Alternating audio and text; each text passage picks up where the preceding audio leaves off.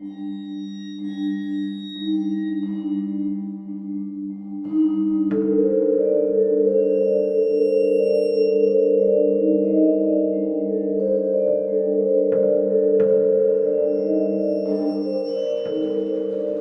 hello, and welcome to Untitled Rigor Mortis. I'm Review Cultist. I'm Mikey. The E stands for evil. And I'm the gamer in yellow.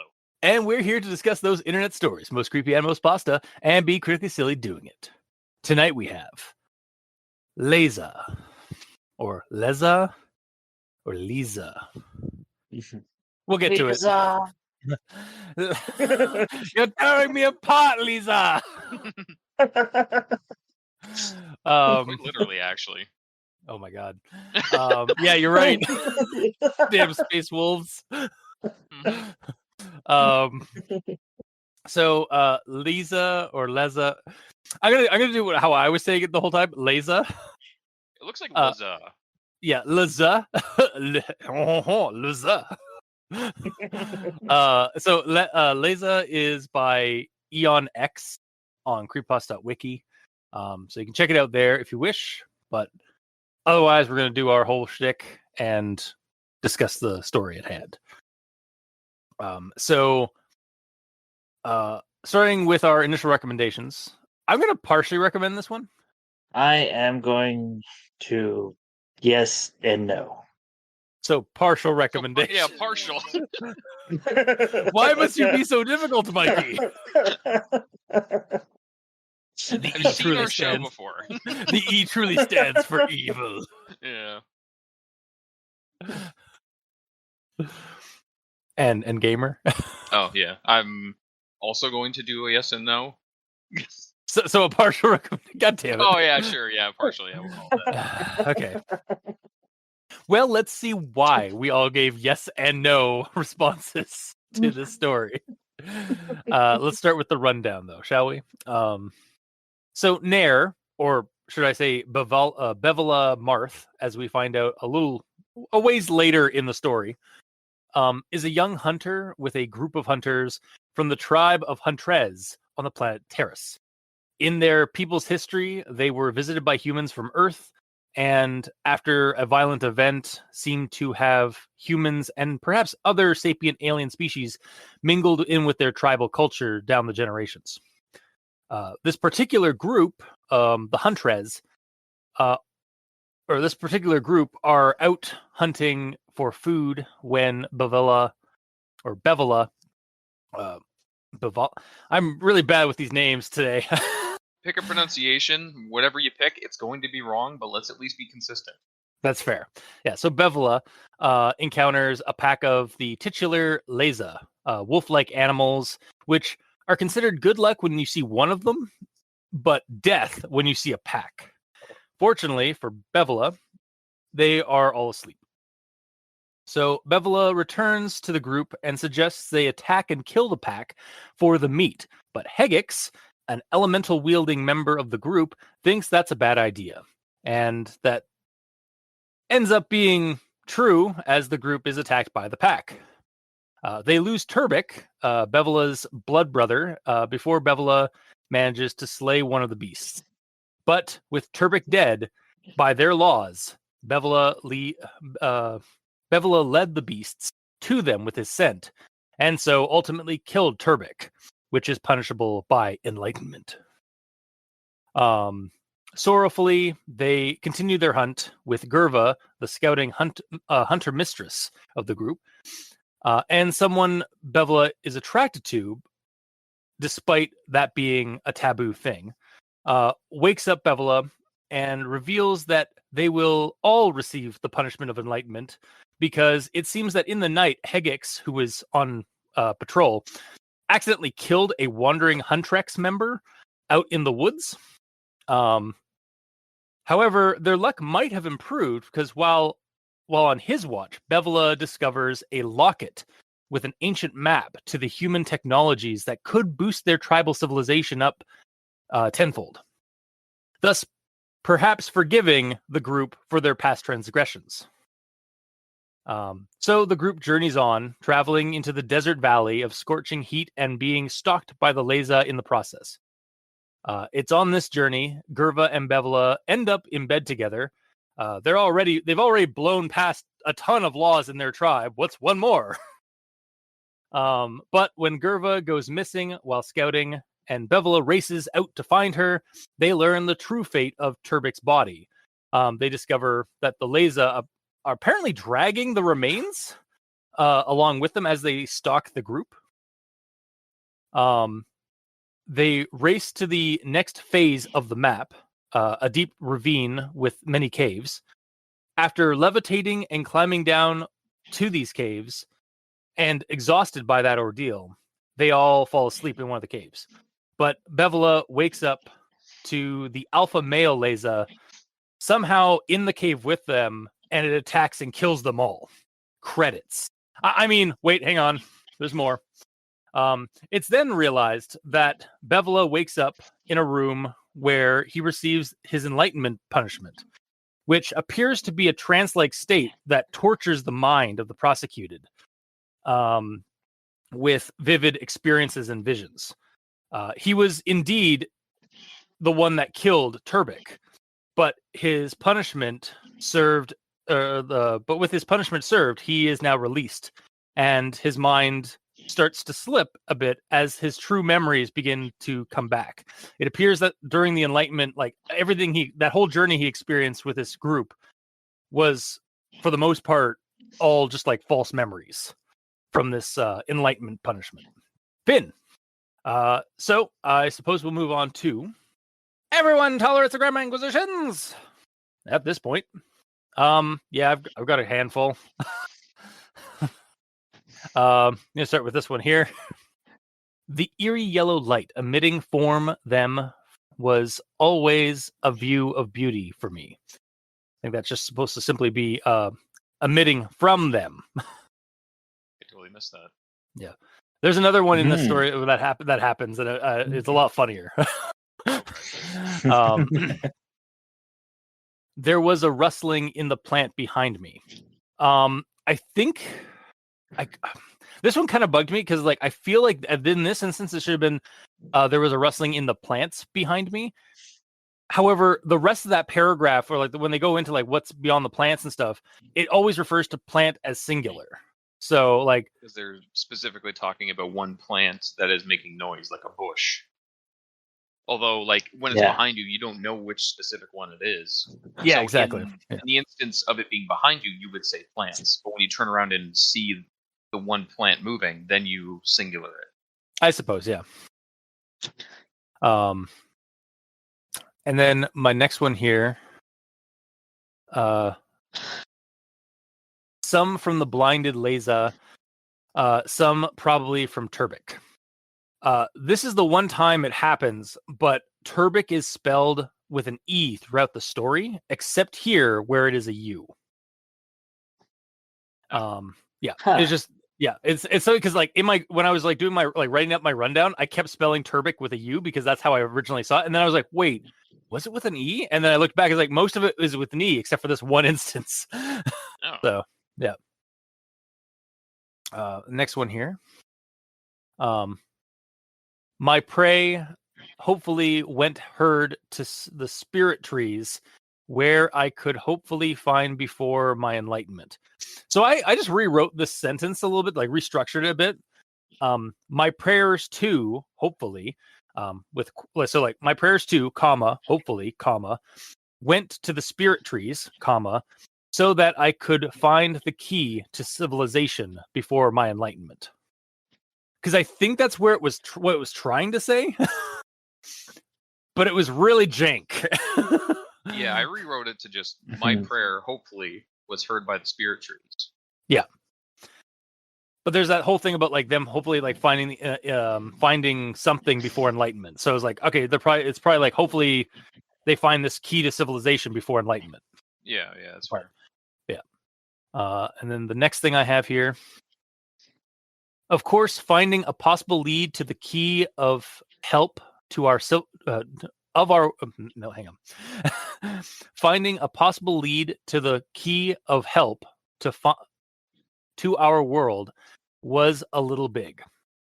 So I think it should be like lead to the key to help our world. It doesn't need that of in there. Or it needs that of needs to be changed to a 2. And then the next thing I have, the sun parched me. The hard earth were making feet ache, and we were only halfway through the horrible nightmare of a place before the sun set. So I kind of restructured this one too. So, well, I added, there's a couple of words that were off to me. So I added them, and I figured just saying the corrected sentence would be better. The sun parched me. The hard earth was making my feet ache. And we were only halfway through that horrible nightmare of a place before the sunset. So I added like the was and the my and the that to try and correct That's the to make it a little bit more legible. Mm-hmm. Mhm. Next thing here, I opened as I was shook. I think I opened my eyes as I was shook. Or as I was shaken, even perhaps might be better. Or like Mhm. the way I did it was I awoke with a start in shock. I opened my eyes. There we go. Yeah. That would also accept. And then here's my my other form to from thing. My jaw dropped and I slowly rose. Form the bedroll. Transformed. Yeah, like as I form the bedroll. Mhm. No, it's supposed to be, and I rose from the bedroll. Mm. And then the next thing here, I looked over at Gerva, who looked relived, and told her that I would stay up and keep watch. I think you mean that she looked relieved, unless she's a redead. It's possible. It is possible. Mhm. Mhm. And my next one. She finished by advancing towards me with a look in her eyes. So look is like separated by commas, and I feel like it should have quotations, like with a look in her eyes. Why? Because as it is, it's like she looked to she advanced towards me with a comma look comma in her eyes. And Or you usually just remove the whole comma situation. so the reason why I see quotes is because it's like, that look, like it in like it's like it's a thing. I suppose it could also go with a quote without quotes, but I think it would be better with quotes rather than especially. What's the wording of it? I can't find it So- with searches. She finished by advancing towards me with a comma look comma in her eyes. Yeah.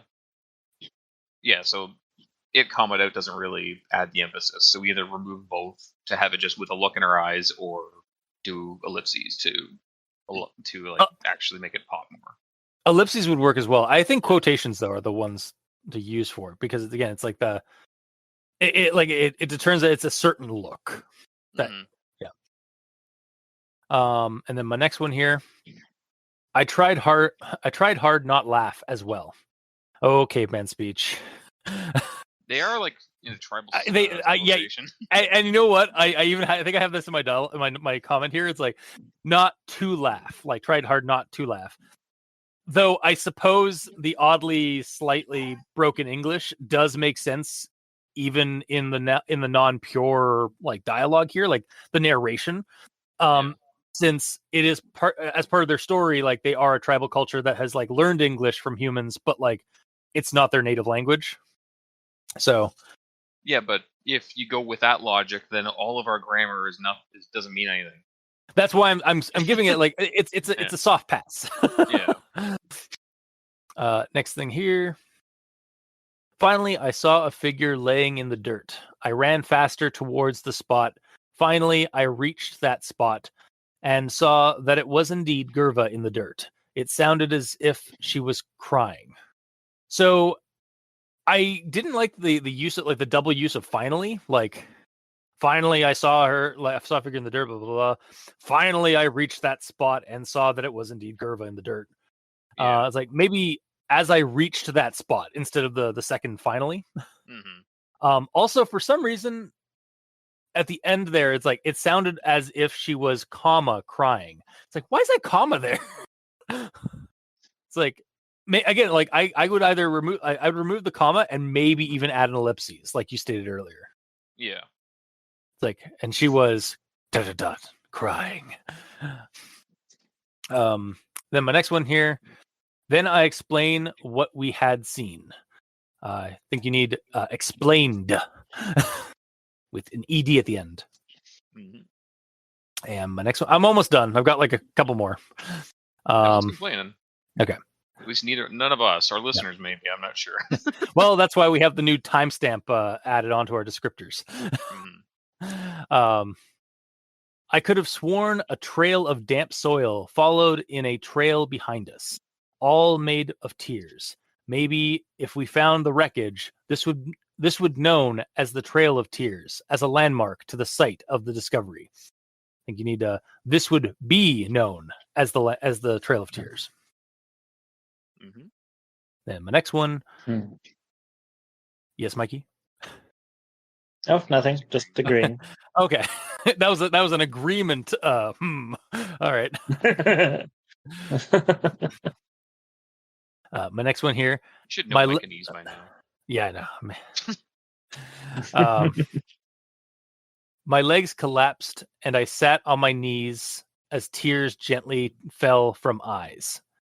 Again, this is like the broken English thing, but like from my eyes. No, they were falling from everyone's eyes, including the Lezah's eyes. Mm-hmm.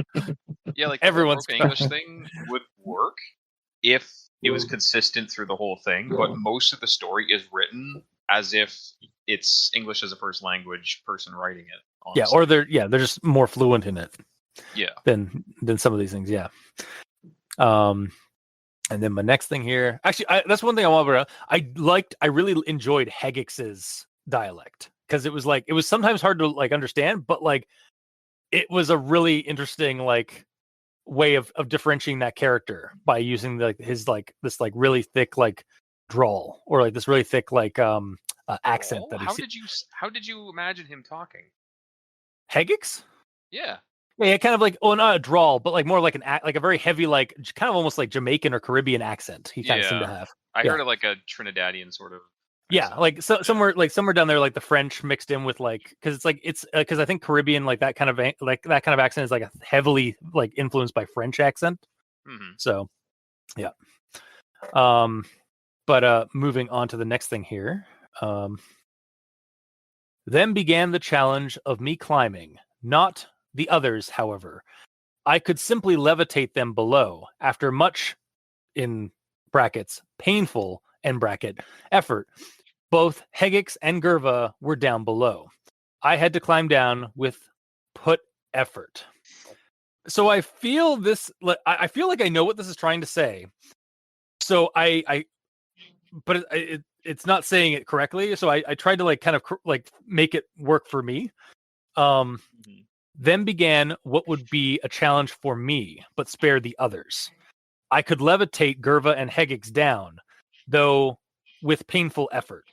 After that, I would need to climb down the cliffs myself, which was also taxing. Yeah. Like it just like it's obviously like what it was trying to say, but it was just like, what? Why are there brackets? Like it's separating these with brackets. It's like, yeah, it was just, yeah. And then my next thing here, actually, this is my last grammar inquisition. I sat there waiting, growing less and less patient, until finally I began to beg and plead with the thing to just kill me. I was like, whoa, okay, no. I think it's supposed to mean beg and plead. He's not going to bed and plead with the Lezah. I mean, that's one way. That is one way to do it. Yeah. But joking aside, I think it's beg. Yeah, probably. So, and that's the end of my grammar inquisition. So, Mikey, the E stands for evil. All right, let's see. I have an it that I signaled out, and then I have a conjunction junction. So, okay. The quote here. So much today. Why? Why? Well, because I thought it was kind of funny, the visual. All right, Okay. signal out the it story, So- and then we'll do the yeah. Well, we'll do this one though, because technically the first one's just a grammar inquisition. Yes. Okay. Yes. Yeah. So, a clawed hand gripped my skull.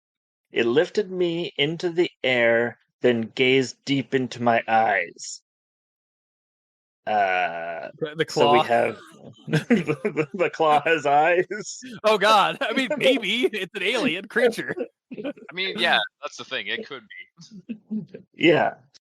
But at that point, it's the Lezah. So, but then Yeah. we don't know much about it. And then at that point, I think that's the first time we find out that they have claws that can lift. Yeah. Yeah. So, It's not just a does that paw. mean they have? Yeah. So they have opposable thumbs. Yep, they do. Yeah.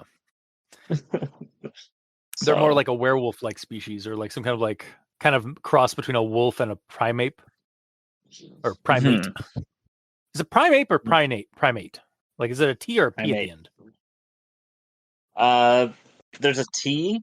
If you're doing Pokemon, it's a P. That's what it was. Okay. Yeah. Primate. All right. Yep. So now for my conjunction junction. All right. And next stop, Conjunction Junction. Doot, doot. It all began 200 moons ago. It took a mere 3 moons for us to learn English. So, back to my tale. I watched the Lezahs sleeping peacefully. But there was nothing. It dived at me, and I quickly moved left. It flew at my face within mere inches. It looked like he wouldn't pay attention to anything else. It was a small locket with a ruby in the front panel. It was odd seeing his entire change in mood from night to morning. It appeared as if she would start screaming at me at any moment. It sounded as if she was crying. But when she looked at me, she immediately flew at me and hugged me tight. It felt like hours of silence, but when I finally looked up, the sun only moved a little distance from where it had been. And so we traveled on. It couldn't have been any later than 4 in the morning. It was staring at us and snarling. It finished off Gerva and quickly tackled Higgix. It simply sat there, not even a muscle twitching towards my death. It lifted me into the air and then gazed deep into my eyes. It turned me around so my back was facing it. It was different from how I remembered, but I suppose my true memory would eventually return. Finn. So Yeah, that changed it a little bit. like at the beginning, it was like he was like he saw the Lezah like sleeping, and then it vanished, and then it came at him from the side, and then it became a locket. No, it wasn't a Lezah at all. Like, he was just watching these wolves sleep, and then all of a sudden a locket jumped out from the bush. Like Yeah. a locket mimic jumped Yeah. out to attack him, then like growled at him, and then it like started being cute, and then like glomped him. And then Yeah, because it shifted pronouns in a minute. So like it shifted from being a guy to a girl. Like yeah, represented. and then they And were then- like happy together and stuff. Yeah, and then it hulked out again, killed some of his friends or something, whatever. And then apparently all that was just false memories. Yeah, Like that was, yeah. So no, you know what it is? He woke up at the end. It was all yeah, a pretty dream. much. Yeah, Yeah. That's a hell of a dream. I mean, honestly, that played out like a dream, kind of too. Like the way Yes. the way the conjunction junction worked, because it was like Mhm. like things don't necessarily have to make sense in terms of like how they happen and stuff in dreams. For sure. And speaking of how conjunction junctions work, Mikey does these strings of sentences to highlight all of the sentences in a story that start with words that they probably shouldn't, like its, ands, or buts. And there's always better words. And when we Indeed. string them together, sometimes we get hilarious results, like a mimic locket attacking someone, and then Glomping falling in them. love with them. Yeah. And then attacking more people. To modify an Ian Malcolm quote, love finds a way. Mm-hmm. But yeah, I guess it's on to the grammar in yellow. It is. Alrighty. This is when they were attacking the plant. The plant burned, and there was a horrific screech. The plant, it couldn't be screaming. Plants couldn't scream. Then that meant it could only mean Sorry, I gotta reread this because that last part's weird. I didn't even correct that. Then that meant it could only mean. I turned and looked at Gerva. So there's a couple of sections in this I find weird. The first part is when it says like the plant, it couldn't be screaming. Plants couldn't scream. Yeah. I feel like an ellipses there would be better because he's like trying to rationalize what's happening. Yeah, So, like he's plant ellipses couldn't be screaming. Plants couldn't scream. And then that last part, when I read that last part first, I didn't have a problem with it, but trying to vocalize that last part's weird. Because it's, then that meant it could only mean, period. I feel like that one's like, then that meant, like, I feel like that one's like, then that meant, ... It could only mean, ... I turned to Gerva. Yeah, like, because it's like he has he's a still... train of thought, and then he has to stop that train of thought to do other things. But yeah, it or doesn't like show that because it's just perioded out. Yeah, it's he's clearly having like having some kind of revelation like happen to he's having a brain blast. And he's just like, it's like, wait, but that means no, couldn't mean Gerva. And then like turns to, yeah, like that's clearly what it's trying to do, but it's like hard to, it's having a hard time like presenting that to us. Across, yeah.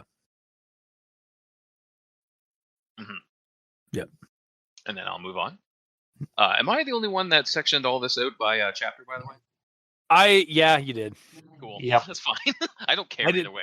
I didn't even realize there was chapter. I knew there was like horizontal. There was like the horizontal lines. That was it though. So yeah, I did those as I basically did my notes in chapters because like that's me doing attempts at getting through this, like reading it bit by bit, and then take a break, read some more, blah blah blah. But yes, I'll move on. Hegix was carefully toasting the meat with his hands. He looked fully concentrated. When I first read this, I thought that meant that he was holding the meat over the campfire with his bare hands to cook it. But then I realized, like, no, he's like holding the meat in his hands and using magic to cook it. But it doesn't say it. Yeah, like it does say earlier that he's like an elemental, so you can kind of surmise that like he's using fire magic or whatever. But yeah, it could be a little bit more clear. Yeah, hammer home on it just because it like clarifies the visual more. So it'd be like Hegix was carefully toasting the meat with the magic hands. I wrote that weird. With the magic fire in his hands. Yeah. He looked fully concentrated on it and all that, Yeah, he's just rolling concentration checks the whole time. Yep, totally. Okay, I have a bit of a note in this one as well, just so I don't have to read over it twice. But either way, this is when Nair, because I called him Nair throughout my whole notes. Yeah, right. Explaining to Gerva what the Blood Brothers stuff means, and he says, "Blood Brothers." I corrected her. Only a process men learn of or can go through. If you find a friend so great, you go through the brethren trials. So for me, the wording of that is kind of weird. Yeah. We're saying like only a process men learn. Shouldn't it be like a process only men can learn? It's the only part that sounded weird to me. Yeah, it is. It's only really a process. But no, it's process that only men can learn. That's what it's about. Yeah, yeah. The only should be in regards to the men because that's the only part of this, not the process part of it. Also, my note on this is like I kind of find it bullshit that only men can learn of or go through this blood brother trial. Because like I get it if, like, in their culture, only men can do it, but women would know about it. Why? Yeah, I did This under wraps. I did find it very bizarre because, especially since, like, I think earlier, like, doesn't Gerva say that, like, Turbik is his blood brother? Like, I was pretty sure it said that, like, earlier on, like, it's like Turbik was your blood brother, you've killed him, and it's like, what? Like, and then, the like, first instance of blood brother is Gerva looking Yeah. at me with anger. She spoke harsher than me. You just had to go looking for trouble, didn't you? You just killed Turbik, damn it. You killed your own blood brother. Yeah, exactly. And then she brought it up. But then, like, Nair, because I can't remember his actual name. Nair.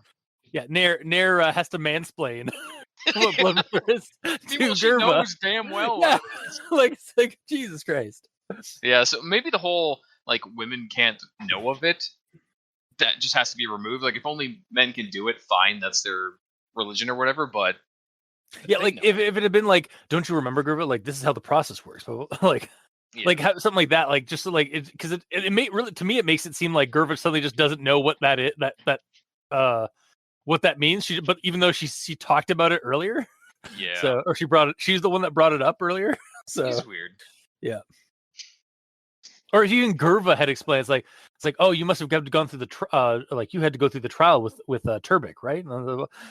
And then, like, have it be part of a conversation, but back and forth. Mm. For sure. Yeah. But I shall move. Okay. This is actually in regards to him explaining the trials further. They then draw an X on each arm.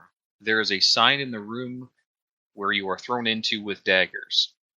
It said something about the loyalty without question or anger. Basically, the task was that both of you had an X drawn on your arm, and under each arm was the key to 2 doors to exit the room. The blades are enchanted, and you're unable to harm yourself. Basically, when one figures it out, the room is as well enchanted. One person has to have the other trust him enough to cut open his arm and take each key, without either becoming angry. Yeah. Wording of that is a little strange. It's playing things very strangely, and I don't. Okay, sorry. Yes, I rewrite all my shit. Okay. So the way that I rewrote it is, they then draw an X on each arm and then throw you both in a locked and enchanted room with only enchanted daggers that are unable to be used to. Sorry, unable to be. Where? Right. I think, like, for me, it would be like unable to cut the handler. Yeah. Yeah. But yeah, the problem with this is, like, at the second sentence, it says there's a sign in the room where you are thrown into with the daggers. Yeah, so, like, there's a sign on the room. Sounds like you're thrown into a room that is filled with daggers. It's like a more of a fatality pit situation. Yeah, it's like, oh, it's like the worst Macaulay Culkin, or like the worst, like, Home Alone trap ever. A little bit, yeah. Full of daggers. Or the best trap, maybe. I get for the defender of the home, yeah. Mm-hmm. But yeah, rewrite would be like, they then draw an X on each arm and throw you both in a locked and enchanted room. All you have with you are enchanted daggers that are unable to be used to harm yourselves. There's a sign in the room, and it said something about loyalty without question or anger. Basically, each person has to have the other trust them enough to cut open his arm and take each key without either becoming angry to open the double doors to escape the room. Yep. No, that works. That works a lot. That's a lot more clear than what it said in the story. Yeah. Because, like, when it says, like, there's an X on your arm and under each arm was a key, like, it's just hanging under I think it's, like, inside of the arm. Yeah, that's what I assumed, but it wasn't very clear. Yeah, especially because, like, if it, like, it's like there's an X on your arm, on a bracelet, or I was thinking even worse. Like, there's an X on your arm, but underneath your arm, like in the flesh underneath your arm, is a key inside your body. So you have to, like, trust the person to cut open your underarm, which I'm pretty sure is, like, one of the places where, like, if you cut wrong, you kill somebody. It's really? Like in their armpit or something. If you stab somebody in their armpit, there's like an artery or something that, like, can kill you instantly in there. I'll take. Or it's like, or or it's a good, or it's a place that's like easy access to your heart or something like that. I think maybe, yeah. But yeah, no, it's like that's what I was thinking when I read it. I was like, oh no, it's in their arm. Yeah. Yeah, it also doesn't say where on their arm. Just that there's an X on each arm. I think anywhere. I think it's supposed to mean that the X is like X marks the spot where it is. Dude, I understand. Okay, yeah. I understood that immediately. That's not my question. I'm saying it doesn't say where on the arm the X is. I get you as well. Yeah. Like I'm assuming it's in like the forearm or something, but it doesn't say. Yeah. It's just on their shoulder. Mm-hmm. It could be there too. You never know. But either way, I'll move on. Okay. And then, like after Nair finishes explaining the Blood Brothers ritual, he says, "I finished my tale with a sigh of sad memory." Shouldn't this be like a happy memory of him fondly remembering going through these trials with his best friend? Like, it's not a sad memory. It's a happy memory, but it's sad to think about like, his friend is gone now. I think that's where it's meaning the sadness is from, is like him, because like I mean I get memories of like my one dog of like happy memories, and I still also want to cry. Yeah. So like because but the memory itself is happy.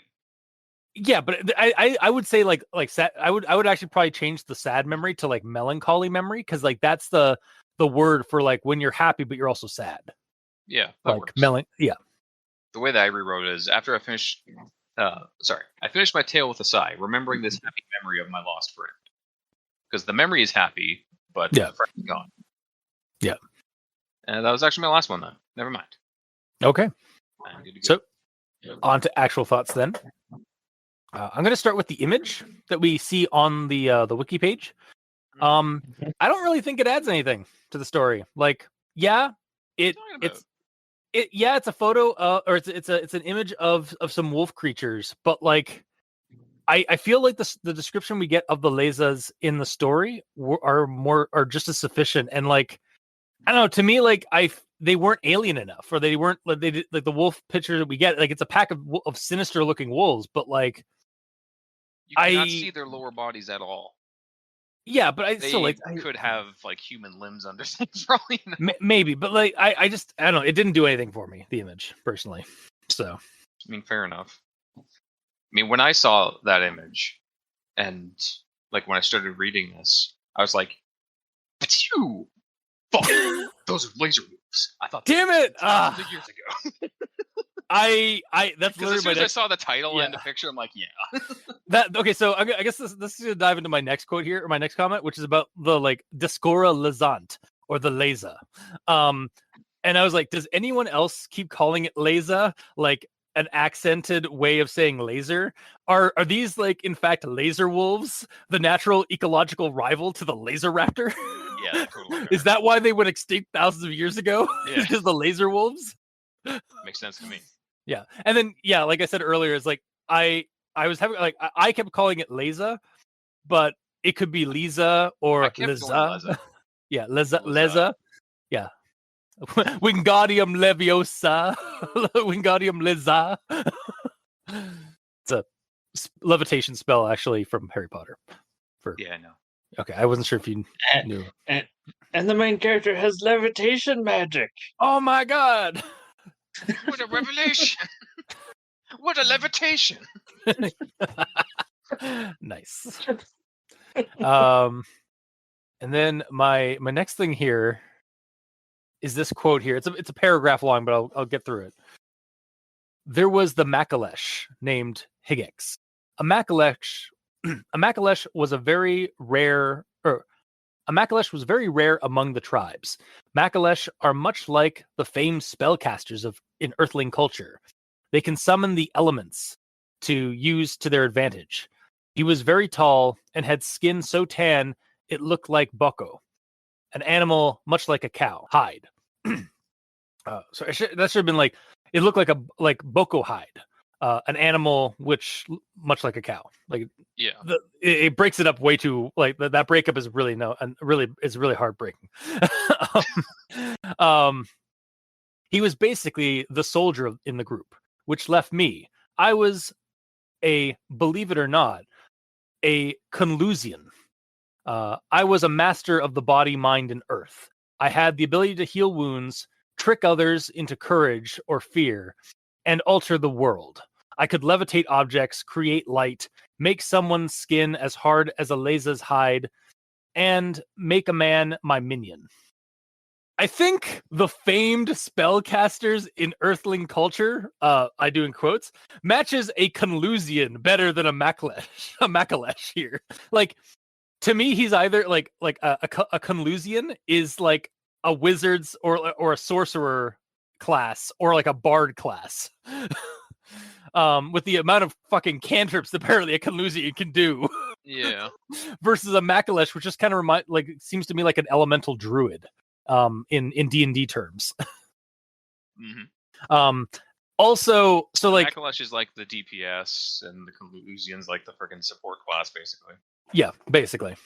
And then I guess the hunter mistress is probably a ranger class. Mm-hmm. Now, speaking of like the fantasy, sci-fi fantasy elements of this thing, I have to connective tissues time. Always. Yet again, I started reading this story the week I started out getting into Outrider, a science fiction fantasy game where humans land on a planet, get stranded there because of a cataclysm, and while trying to survive, begin developing magical gifts as a result of an anomaly on the planet. Yep. And yeah, it's just like, of course. The story you start doing that. Exactly. It's like, it's fucking like the gods of fate are just like, no, we're gonna fuck with review cultists this entire time. Yeah, this whole year. 2023 is the year of connective tissues for cultists there. Yeah, no, it was just like ridiculous. Then my next thing here, I now had my third heart scale. That was more than most 16 moons could say. I looked back at the others, who appeared to be amazed at how fast I took down the Lezah. I mean, from what I've read so far in this story, you do appear to be a YA protagonist. Yeah. Able to do crazy amounts of things naturally and very well.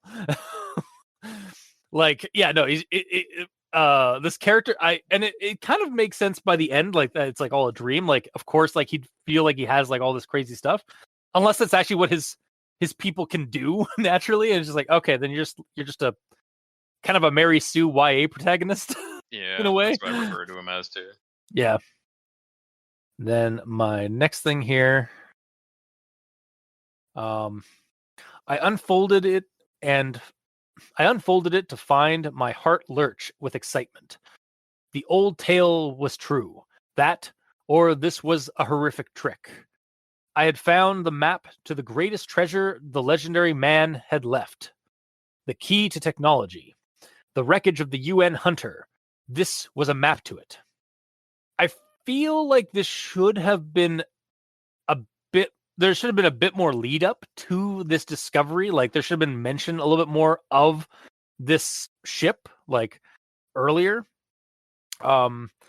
Even if this is an aspect, even if this aspect of the story is all ends up being like a fictitious part of the Enlightenment punishment later, I still think like we could have used a little bit more like context ahead of time before, like he just magically he just randomly finds this locket and is like, oh, it's got a map to this great thing that I should have told you about earlier, but or referenced earlier, but I didn't. Yeah. I don't know. I felt kind of in the dark when like he was like, oh, the old tales were true. What old tales?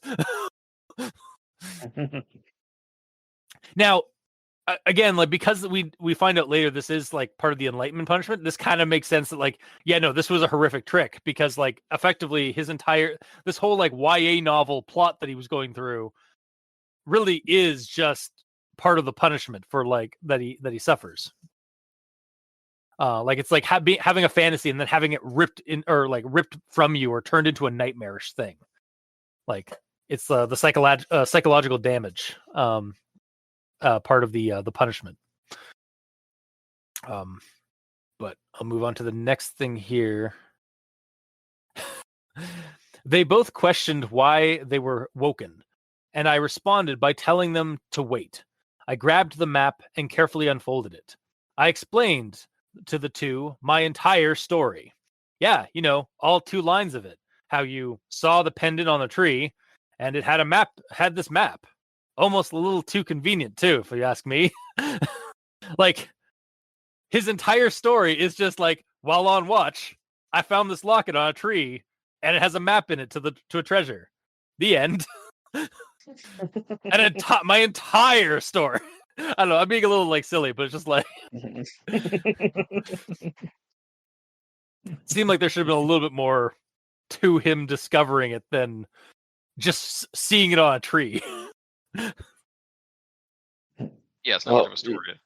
Yeah. Well, you see, this is actually a D&D campaign. He was on watch, got a natural 20, so the DM had to give him something. Yeah.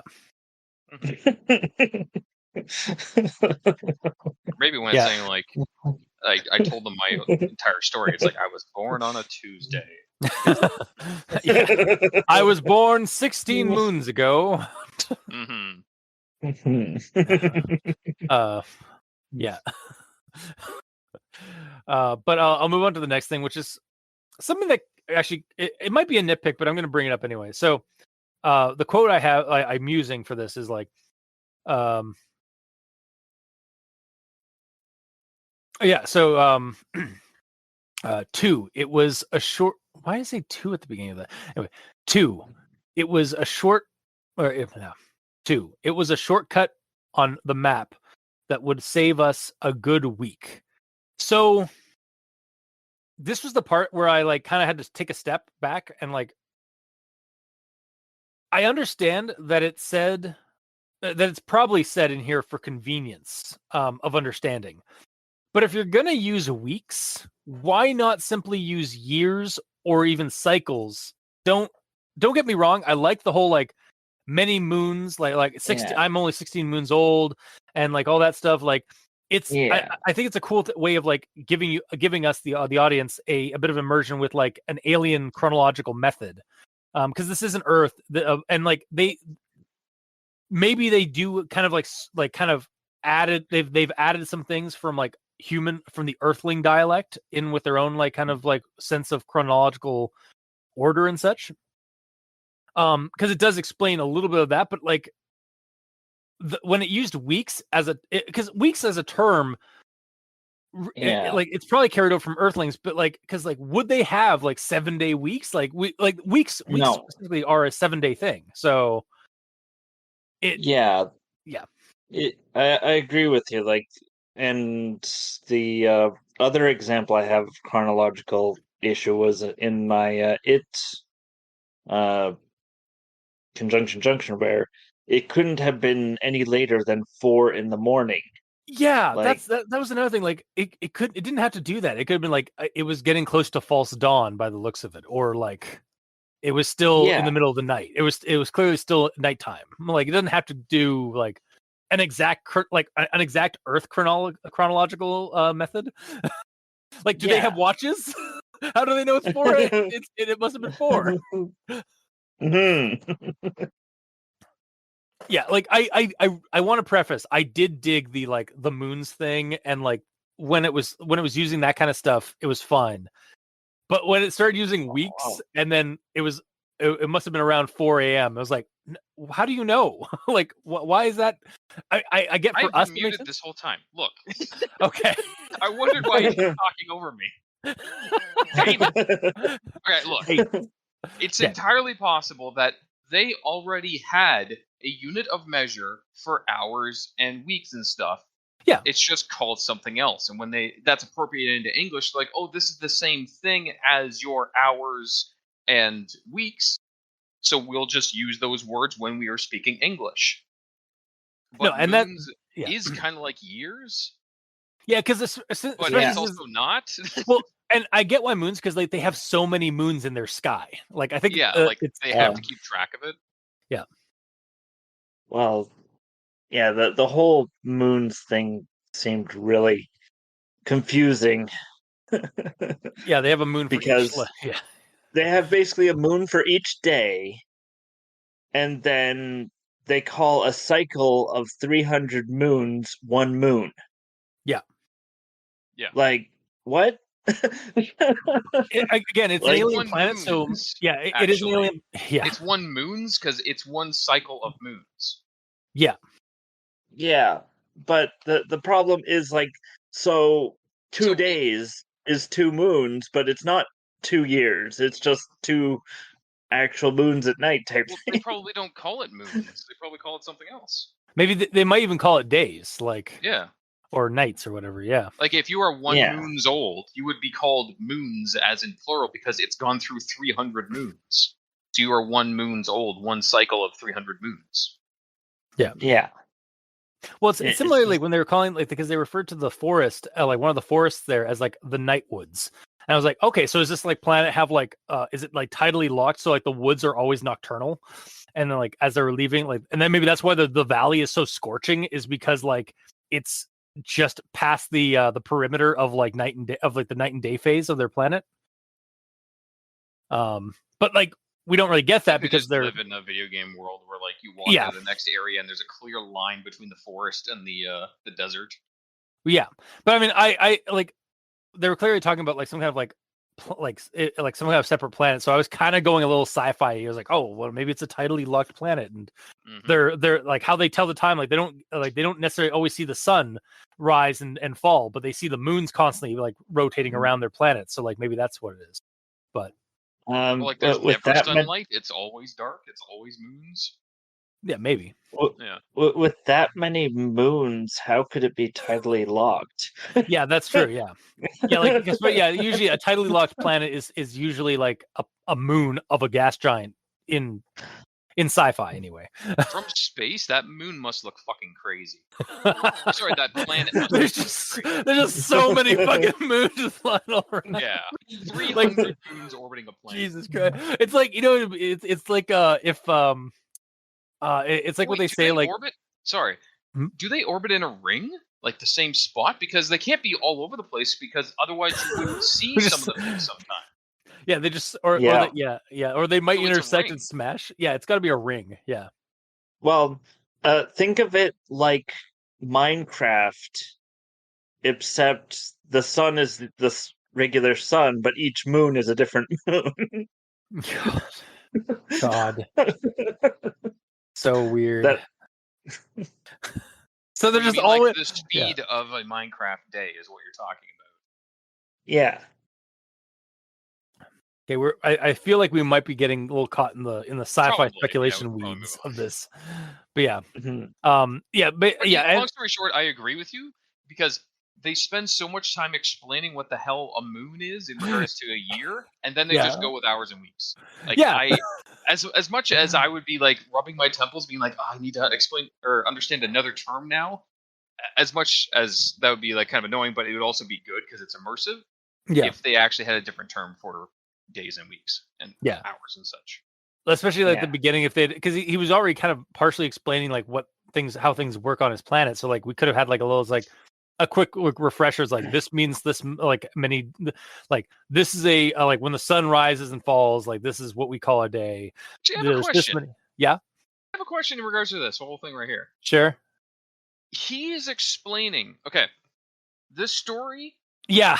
is written Yep. as if it is meant to be read by someone that is not from that planet. I have a quote. I have a comment in this. I'll bring it up now. Okay. I gotta find it though. Yeah, here it is. So this is a little bit later in the story. I'm gonna probably go back and forth, but whatever. Fuck it. That night was beautiful. I won't go into detail, as you already know what happened. Trust me, that night I didn't mind sharing that bedroll with Gerv. At this point, before I knew that like this was all an hallucination, I was like, oh, I wonder if this story is being told to Nair's kids, who are Nair and Gerv's kids, since this line could be hinted as being their inception. And I was curious as to who the author was telling the story to the entire time. Like at first I was like, so like if this doesn't get brought up, I feel like this story should just be like this is his like record that he has to like he's writing out to like to some like maybe it's found on a data pad or something, and that's how we're reading it, kind of thing. And but then we get to this part. It was like, oh yeah, you already know what happened, because you already know what happened because like he's telling his kids like how him and mom met, kind of thing. And then it was like, he wouldn't be explaining to his kids what a fucking moon is. And maybe if they're and comparing them to squirrels and such. Okay, That is true. So like, although those comparisons, I believe, are in brackets and may be out of lore, perhaps like, out of the canon. Yeah, That's so like the author saying this is what they look like.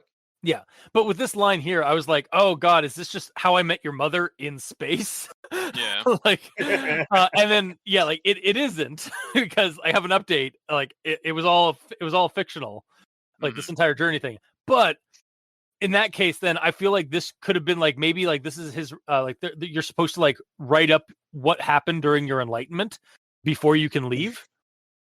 But like that's something that would have been like maybe good at the end to like leave off on, is like the character like having to write this down, like his experience with the enlightenment punishment. Yeah, but we don't. Because as it stands, we don't have a reason that this story should be existing in the actual lore of the world. Yeah, because it's like not even like it's very meta in the way it's told, because it's like being told to us like it's as if the writer, the narrator, is telling us, specifically the reader, about this thing, which is what you see sometimes in first person perspective stories. But it's like, and in movies and stuff, like, I bet you're wondering how I got stuck in this mess, as he looks to the camera. Yeah. But like, it never really comes out that way in this story. So it kind of makes no sense the way it's told to us here.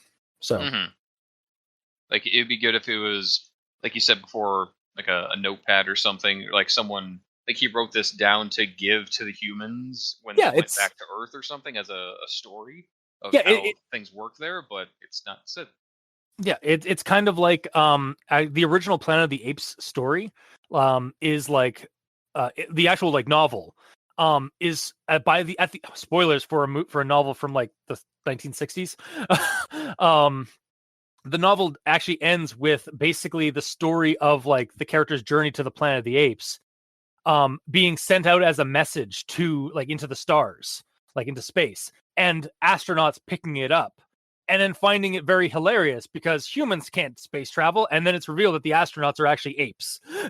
So it's like, and it was a similarly like a lot of the Jules Verne Pellucidar, or like the Land That Time Forgot stories are all messages in a bottle that the main character has like written up his accounts and thrown out into the sea for somebody to find one day. Like, that's kind of how this story I thought was gonna go, but it doesn't ever bring up that part of the story at the end. So it's just like his mind just starts slipping at the end. So it's like, is he just talking to his psyche this whole time? Like, maybe that's what it's trying to do. But yeah, it was that and the moons to years and or the moons to time stuff was kind of very bizarre for me with the story. Like, I thought it was going to pay off maybe at the end, and it doesn't quite do that. But it was cool. The attempt that was made was interesting. So, but I'll move on to the next thing I have here. She kissed my cheek and my stomach, tied itself into a knot again and again. Oh, okay. I was like, why? She kissed your cheek and your stomach? But it's she kissed my cheek, comma, and my stomach tied itself into a knot again and again. It's like, oh, okay. Sounds like this is a grammar thing you're bringing up. I wasn't sure where this was going to go, but I just tossed it in here. So it sounds like it kind of is. Yeah. All right, fair. But it was definitely a shot, bang, a glance. Oh, whoops. But my next thing here, I was comfy in my bedroll, my eyes slowly growing heavier. Wait, if you had a bedroll, why were you sleeping on hard earth and rock before? Because like earlier we get this quote: my back ached. Sleeping on hard dirt and rock wasn't an ideal resting place. Like, even wow. In regards to like having a bedroll on top of hard rock, Yeah, It's still not comfortable. Yeah. compared to but something I sweet. because like I just envisioned he was just like sleeping. He's sleeping on the bare earth, like that was it. But like no, apparently he had a bedroll. It's like that could have been added earlier. Just saying. Yeah. Yeah, like on the Uh, first instance of talking about their sleeping arrangements, it should Yeah. mention the bedroll, then you don't have to bring it up ever again. Yeah. Because it's been already established. And then my next thing here. One pair of eyes snarled and moved a little forward. I'm sorry. I slowly hang on. I'll get to it. I'll get to that. Is this more grammar? No. It is. It stops. I slowly crawled back into the bedroll. I watched as the eyes then ran back away towards the direction of the woods. So we do get an alien wolf-like descriptor earlier for the Lezahs.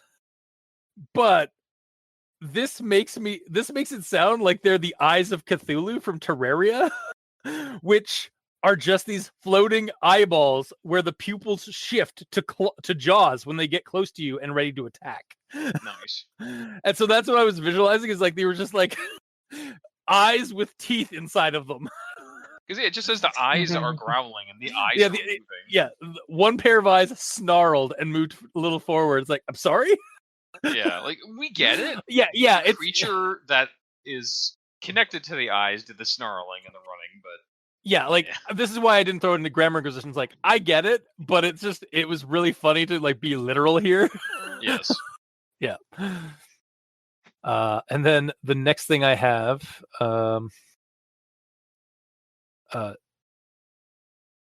so was a golden bracelet, Turbik's golden bracelet. So that was that. He was gone. Us three survivors were fucked. I don't know why, but as soon as I read like us three survivors were fucked, just kind of broke the mood for me. Like I started laughing a little bit. Yeah. Like this dire situation is like, well, that's it. We're fucked. Like just like weird. It's weird for an alien tribal character to like just say that, right? Like that, to use that like kind of phrase. And again, they might have a similar word in their language, or they might just use like they might have like some of the English word like dialect, or the human dialect might be like kind of infused into their dialect now. It's been like 200 years. So also his best friend is a human. That you're right. Yeah. So he absolutely rubbed off on him a lot. Yeah, but I mean, I just like for the seriousness of the it's like us three survivors were likely doomed. Like that would have been a little bit, I think, better than just like we're fucked. Oh, we're fucked now. Yeah, I was like, fuck, bud. Yeah. Yeah, they're just Canadian. I was like, fuck, bud. Jesus Christ, eh? Moving on to my next one though. Mm-hmm. It couldn't have been any later. Yeah, okay, we brought this up earlier with like, human contact. And they did humans. It's established that the Earthlings did share their culture, so like, there's probably some like lean over, but like the precise, it's like it couldn't have been more than 4 a.m. Like, kind of is weird. But we already talked about that, so I'll move away. I'll move back, or I'll continue. Yes, some way to quickly do that would be make up a word for their timestamp, and then in brackets do as you did before, where use a Earthling comparison. Yeah, or again, like I've like it couldn't have been more than pre-dawn. So like the basically, yeah, okay, good, cool. Like have something a word that they use in their culture, and then in brackets put in what us humans in the real world use, so the reader, which is going to be a human, hopefully will understand exactly. Yeah. And then we get this bit here, which I think you'll appreciate, gamer. Oh no. I felt a furry hand grip gently around my spine as the serenade just turned to a single sustained low off-key note. With a flick of the wrist, my entire spine dislodged from my body. Fatality. Flawless victory. Yeah, it's like straight up like Sub-Zero fatality. Yeah. Or the Predator like just holding up the spine. Yeah. Moving to the next thing I have here. I thought of this wasted journey and how my life had gone so far, and quickly slipped into my endless slumber. How you tried so hard and got so far, but in the end, it doesn't even matter. Yeah. I don't know why, but Paul to lose it all. yeah, because they had to climb down that ravine. So Yeah. yeah, no, I just like for some reason as soon as I was like how my life had gone so far, like immediately like clicked to "In the End" by Linkin Park. That's fair. But my next one here. The door swung open quickly, and a man stood in the entrance. He was a member of my species and was holding a notebook. Bevala Marth. Oh, it was Bevala, not Bevala. Damn it! Oh, well, whatever. We already. When you kept saying Bevala, I kept thinking, like, do you think that there's a woman in this? Which is possible, it was when it was probably when because that was from my rundown. So like I probably accidentally misspelled Bevala. Mm-hmm. But yeah, it was like Bevala Mark or. Oh, hi, Mark. Hi, Mark. Also, how's your sex life? Oh, you had sex with great. you had sex with Gerva? Oh. Anyway, yeah. Bevala Marth, he asked in a bored tone. Or sorry, Bevala Marth, he asked in a bored tone. Yes, that's me, I sobbed out.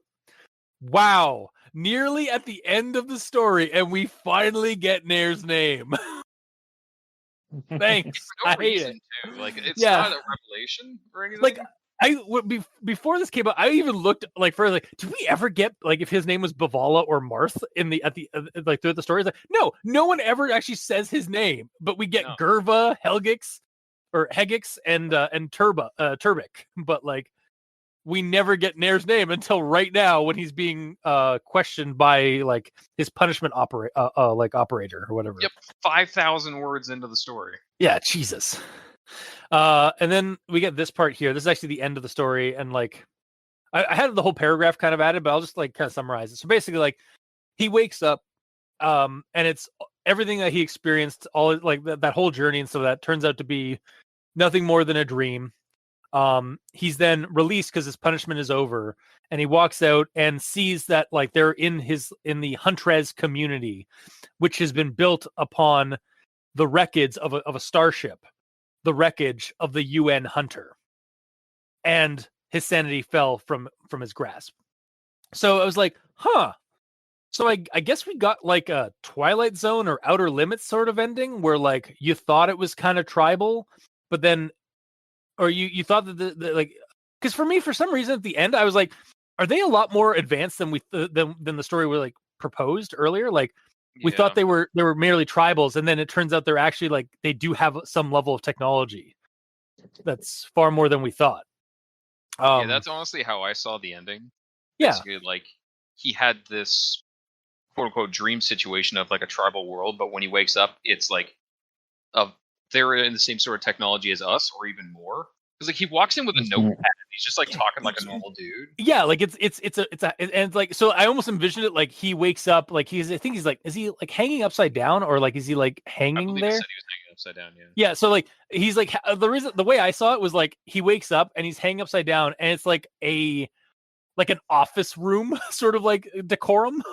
Like a bare, like a Spartan sort of like a sparse sort of like office room with like wood paneling, and the guy just walks in like and it's like and like there's fluorescent lights and stuff like that. It's like like Bevala Marth.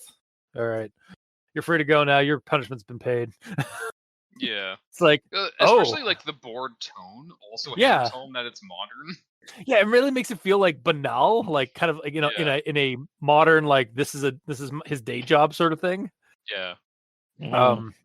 But yeah, like it was really interesting the way it portrayed that because it gives this the ending almost like an Outer Limits sort of ending where like it's revealed that like the entire thing the character experienced was all like in their head, or it was some kind of fiction, some kind of fictitious scenario as a means of punishment that this culture uses. And I'm also kind of curious about this one thing about the UN Hunter that keeps referencing like the ship and stuff like that. What's the UN stand for? Like it's a starship. So like what is UN? United Nations. Yeah, clearly. United Nations. The human. It's the human ship. So that's why at the end the technology is there because that's the human starship. Yeah, so it's the United. So it's like the UN like envoy ship that came to this planet, probably based on the false memory history lesson we get from Bavala. Mhm. Yeah. It could be, but also who knows? Could be anything. Yeah, that's fair.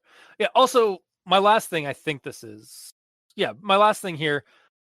I kind of think would have been really cool if it kind of goes with, it kind of does it on its own, but like I really liked the deconstruction of the YA novel protagonist syndrome that Bavala had going. Like, if all that aspect of him was simply just a delusion of his punishment, like maybe his species doesn't have all those crazy abilities that he had apparently. So like it was just like, again, all part of like the dream sequence. And then like he jumps back, it gets like sent back to like, as his memories are coming back, he's realizing, oh, I'm not that special. This was all part of the punishment. I'm actually just a regular, like, can't do anything crazy sort of person. Here's the other thing. I just murdered my friend. I the reason all this happened is because I murdered my friend. Like, that's why this is the punishment. Here's the other thing too. It says that he's a member of the same race as I am, as me. That race could just be human. Yeah, again, they could just be another type of human, like, that lives on this planet. Like, and like they don't have magic at all. It's just that's what he imagined that he had in that dream. But he's just a mundane human. Yeah, that's 100%. Like, they could just be they could all just been like the survivors or the descendants of like colonists of the UN Hunter. Mm-hmm. Like, yeah. I like that. I think they could, that could have been pushed a little bit more at the end. It was just like, no, everything in the story was a complete lie, and because it was this hellish punishment of like giving this character this false fantasy of like, I'm an alien on this planet and we have humans once and like we have all these powers and stuff. I'm really awesome. I also have this love of my life with me, but it's our love is taboo. Oh no, I've killed my friend. But it goes on the whole journey, and then it's like, no, you just killed your friend in real life, and this is the punishment. It's like forcing you to like live out this fantasy and then tear it all down and have you killed in the dream.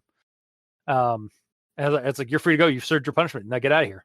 Like, I think that would have been so much like better if it had been like elaborate a little bit more on that. It's like, you have no powers. You're just a regular guy who just you served your time for killing your friend. Yeah. Like, that'd been so much more fucked up. And like, but I think that would be better. Would have, I think, added to the more of the psychological horror of it. That's my actual thoughts. So, Mikey, D stands for evil. Hi. Let's see here. Mention the moon stuff. All right. Gonna talk about the moon stuff again. Sorry. No. No, we're done with the moon stuff. Moon! Sorry, continue. Yeah. I took a look into their thick, beautiful eyes. The eerie yellow light emitting from them was always a view of beauty for me. The thick gray flanks of fur surrounding them slowly rose as they slept. So they're sleeping. How can he see their eyes? That just clicked for me. Yeah, I've been on that too. Also, the thick eyes and like the thick furry flanks. Like, this character really, like, the thickness of it's like, there's supposed to be 2 C's on that from the sound. Yeah.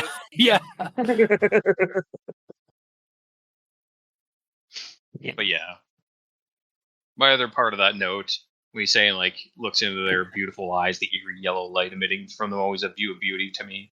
I'm like, yeah, same. It's the best color of all colors. Yeah.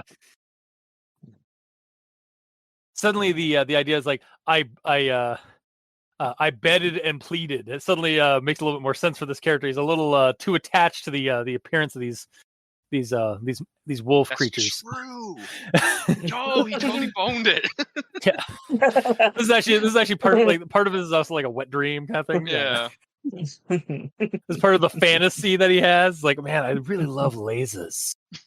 Lasers. Would that make him a lesbian or something? Wow. That was. You know what? Forced You and know, terrible. you know what, gamer? I commend you on trying to like Yeah, fit that I in. tried real hard. That was actually kind of creative. I was just gonna go simply like he's just a furry, but Yeah.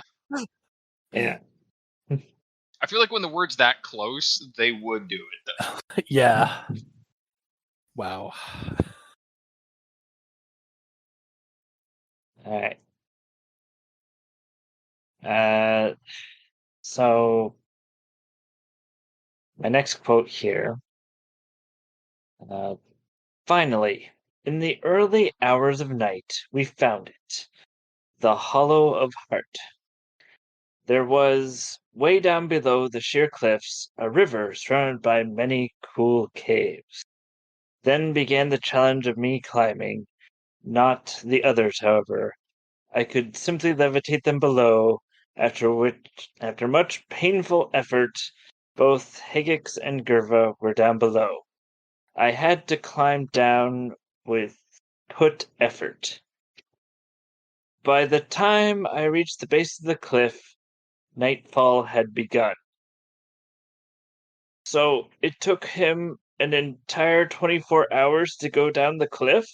Yeah, that's yeah. Was it day before? No, well, it was the early hours of night when they found it. And then he levitates them down. Yeah. And then he goes down. By the time he reaches the base, nightfall had begun. Oh my god. so he levitated them down within seconds, and then he's like, "All right, I'll be a minute." Starts carefully and slowly climbing down for an entire day. He took there's some like some platforms, or there's some ledges that he was able to like stop at and like have lunch, and then I continue. think what it's trying to say is like Yeah. he was levitating them down when it was like dusk, but by the time he actually got to the bottom, it was like midnight and actually like pure black. That could have been fixed. Oh, that could have been clarified a little bit better. Yes. Yeah. Because otherwise, That's it's like what it's trying to say. Yeah, because otherwise it's basically like an entire day went by as he climbed down. He's Not very good at this, guys.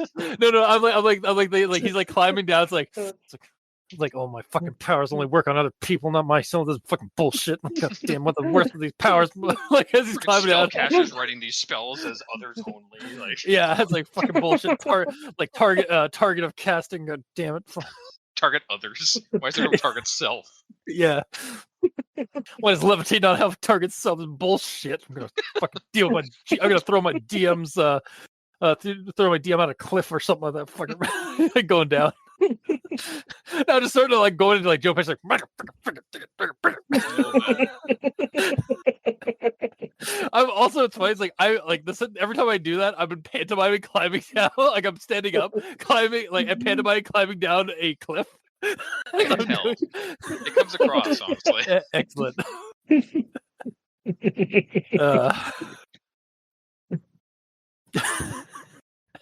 Yeah, no, that is ridiculous. that is definitely that is critical levels of silly.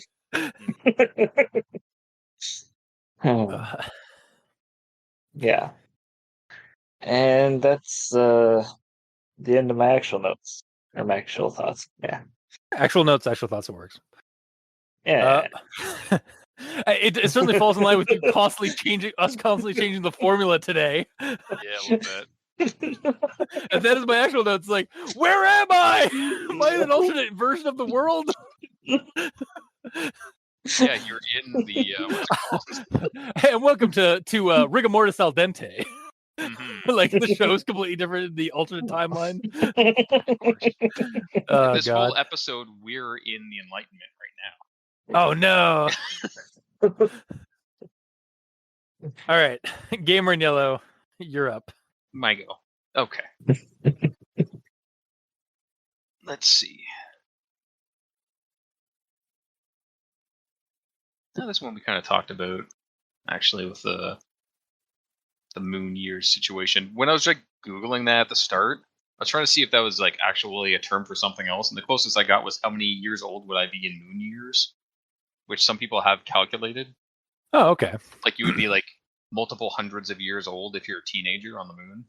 Yeah, I think so. Like, Yeah, because otherwise, like how many? It's basically like how many months these characters are. Again, it's an alien planet, so maybe the moons move slower than like a moon is a month usually.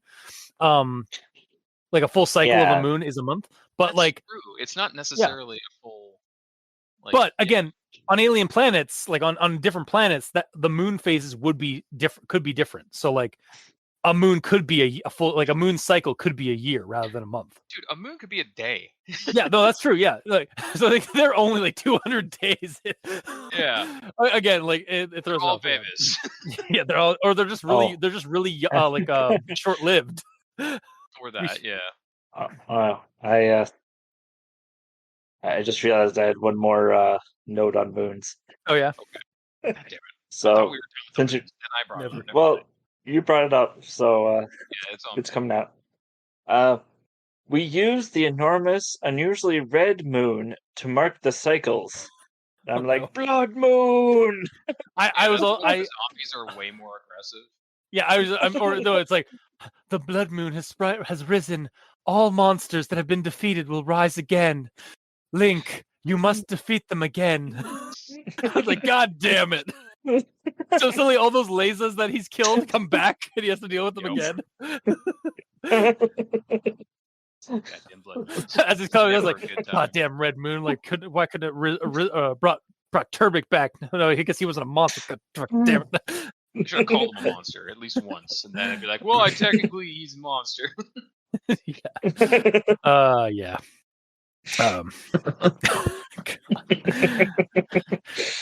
But yeah, I shall continue. Okay. So, this in regard to like the Huntress, like as a whole, are they basically like a covenant-like mashup of races that happen to show up on this world? Because it kind of feels like that, or like maybe or they're all native races to this world except for the humans. Well, I kind of wondered if like there was a native species, and then like the UN ship wasn't just humans; it had other races like on it because it was part of the United Nations of Space. So there were other aliens on that ship as well with them, but and this planet is like there was maybe one dominant race that's like Nair's race or whatever the hell, but everyone else is from that starship. Aliens. Yeah, it's like Mass Effect Andromeda, where there's only one new species. I was definitely thinking Andromeda while I was reading the story as well. Yeah, you're not wrong. Like I was thinking there's a couple like again Outrider. I was like because I was playing it at the time, or like playing it the same day as I was when I started reading this. I was thinking Andromeda. I was thinking Avatar: The Last Air, or not. Actually, yeah, no, Avatar: The Last Airbender because there's elemental bending, and also Avatar: The Avatar, and then also James Cameron's Avatar, with the Na'vi from Pandora. So yeah. But yeah, there's definitely like a bit of a like your head. You're kind of like what's the word for it? I guess you're the brain. You're like the ideas kind of like formulating in my head as I'm like reading the story was definitely like a combination of different sci-fi elements from like pop culture. Yeah. Mm-hmm. For sure. But I shall move on. Okay. I guess I'm not gonna bring that up. Moving on. It had to do with moons, didn't it? Shut up. The cycle is cool. That's all. Yeah. No, I agree. Yeah. Okay, so we briefly talked on this, but I'll give specifics here. My mind immediately halted. There was a rustling in the plant behind me. I quickly grabbed my spear from my back, and a ball of purple appeared in my hand. This is like when the first attack happened. Yeah. So first off, this does come off very video gamey and not historically accurate as far as Earth goes. I know they're an alien planet. Yeah. Like I'm aware this is on another world, but there have been ways designed these days in our real world to actually wear a spear on your back. Oh, that's what you're.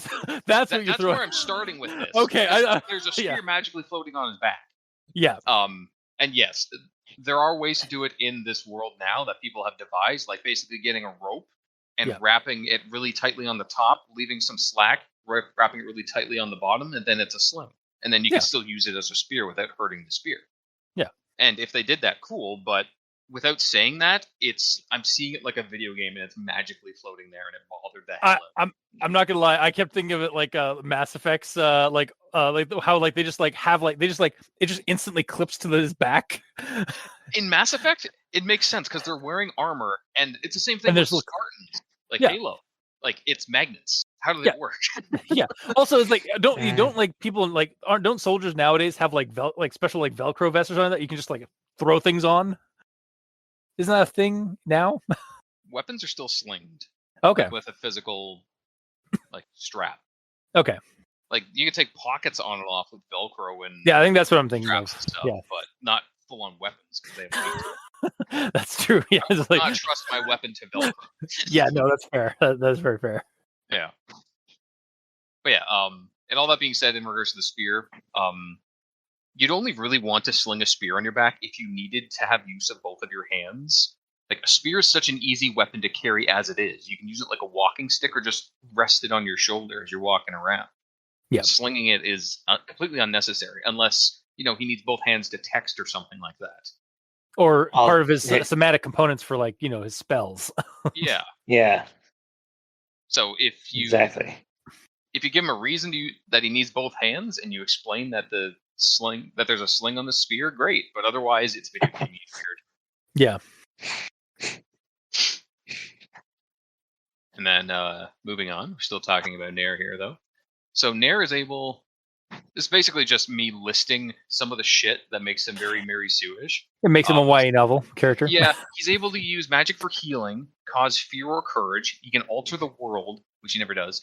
Levitate objects, create light, which he never does. Cause someone's skin to harden, which he never does, and he should have. Enslave someone, which he never did, but he should have. Seemingly capable of using a spear and the dagger at the same time, because he had the spear in his hand and he went to grab the dagger too. So he's gonna akimbo a fucking spear and a dagger, apparently. Yeah. And he's also able to one-shot a Lezah in the face, right in the eye, without a fucking problem, even though he's still young and learning. Yeah. Also, didn't he just summon a ball of? Didn't he also summon a ball of purple energy or something? Yeah. So basically, he was prepping an elder. But Maybe that's the light he was able to create. Like he was able to create an orb of purple light or something. Like maybe that's what he threw it at the bush, and then, when nothing happened, he nodded over to have it fucking burned. You know what it is? What? Magic missile. A little bit, yeah. He attacked the darkness with magic missile. He straight up attacked the darkness with magic missile. and they got his friend to use use fireball or flamethrower. Yeah, you right. Nice. This was very this was very D&D or science fantasy, alien planet, but there's spellcasters. So yeah, straight up. But I like that them being spellcasters and stuff doesn't really. It's not a crutch, or sorry, not a crutch. It's not a barrier to protect them from the horror. Them using magic didn't stop them from dying that one time. Yeah, it helps a little bit, but not enough. Because these creatures are just that powerful. Yeah. Well, at least the alpha one, the standard one, they're freaking. Well, I mean, according to the comparison to kill. Well, for Nair, who's a YA protagonist. Yeah, who can do no wrong. Yeah. Mm-hmm. Except watch his friends die. He's really good at doing that, though. So he did that right. Yeah, and to be fair, that is a YA protagonist trait. Mm-hmm. It's all about the emotional damage. Indeed. But I shall move on. Yeah. So in regards to the Lezah attack, taking Turbik away and all that. So the Lezah jumps out from the bush, takes Turbik away, and then while a second one jumps Nair, who just one-shots it. And then Nair dealt with and gutted that first Lezah so fast, he probably had time to go help Turbik, but he didn't. Also, what the fuck were Hegix and Gerva doing? I was just going to say, even if he didn't go and help, what are the other two members of the party doing? They're just standing there. There's two people who are more experienced than Nair, who are doing nothing at the time to try to help Turbik. Yep. Why go help? Do something. Do something. One or both. Maybe one stayed back to help Nair deal with the one, but At least One- one should have went to help. One could say, like devil's advocate, this was a hint that this was not real, or that this was part of the punishment. Yeah, it's fair. Like In hindsight, did- yeah. Yeah. But also, it's just so dumb. it is really dumb. It's like apparently in that we situation, honestly, yeah. in that situation of what happened there, Nair is not the one at fault. They are. They did not help when they easily could have helped Turbik, and yet they're blaming Nair for bringing them there. But they didn't help. They didn't try to stop it from happening either. Yeah. Maybe they just didn't like Turbik. Yeah. Or I got the better idea. So like the code name, or the code name for the hallucination, or like the program, the simulation program that they put into or they put Bavala in is Enlightenment Protocol Derp World. Yeah, a little bit. Has some derp qualities to it. Yeah. But that's just also dreams in general are sort of derpy for the Yeah. same reasons we've talked about before. Mhm. Anyway. So it does have a bit of a, to be fair, like, so again, devil's advocate, it does have a bit of a payoff at the end when you realize, oh, that's probably why they didn't help, was because it was all part of the punishment for Bavala. But I guess, but they He should should have been- explained it out better. yeah, like They he should have or been the distracted, or like when it jumped out, it should have knocked both of them down, and Yeah. then Nair went to attack it. So then they were on the ground, and they had to spend an action to get up, so they couldn't get to Turbik in time. yeah, or Give a reason. instead of having them keep like yelling at Bavala for like bring the pack here, and Bavala is like, it's like, yes, he's my blood brother. You think I don't know that? Like I've killed him or something? It's like, maybe have that argument be like, and what the fuck were you guys doing? You Yeah, just stood there as I fucking dealt with the Lezah, and then like, but one of them got Turbik. Where were you guys? like, yeah. like have him like argue with them a little bit on that front. Yeah, because they fucked up pretty bad. Like Yeah. maybe it's a situation where they're like, he's done for. There's no point trying to help, but show something to explain that. Like Yeah. if the thing came in and like bit his arm off or something and then dragged him away, it's like, oh no, he's done. We can't save him. There's Yeah. no point trying. Like fine, but it almost just grabbed him by the back of his collar and tugged him out of the area. Like no, leave me alone. It's like, well, Yeah, like he may as well just put a hook around him and pull him off stage. I was just it was a stage hook. It's like, I was like, what? Yeah. Okay, and moving on to my last one of chapter 1.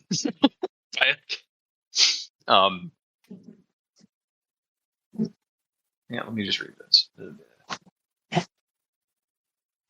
Okay, yeah. This is Gerva saying this, and when she's giving him shit about the attack, actually. Oh, You had to go see the pack. They picked up your scent, Gerva said with a sharp tone. Since when do they do that?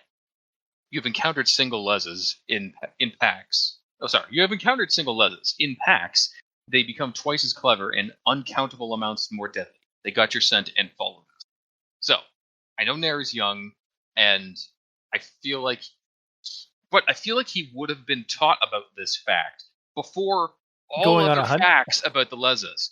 Because, like, yeah, and like before he was even trained to fight them one at a time. Like they'd be like, Lezahs are extremely dangerous and clever, but if you can get one by yourself, you can hunt them. Here's how. They would have told him. And Yeah. maybe Nair just forgot that part of his training because he's like so focused on actually dueling them one-on-one.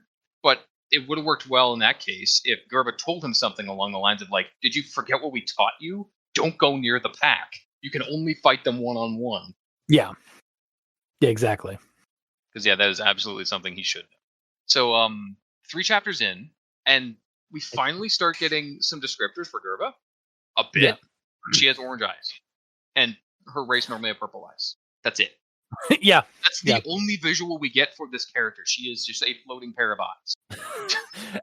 but like but we, as we established, that's probably why YA. Ravala finds her so attractive, because he's already stated early on at the very beginning of the story that he like really finds like yellow eyes like gorgeous and beautiful. Oh, and orange is like partially yellow. It's like orange yellow, or it's British it's, yellow. It's reddish yellow, yeah, not orange yellow.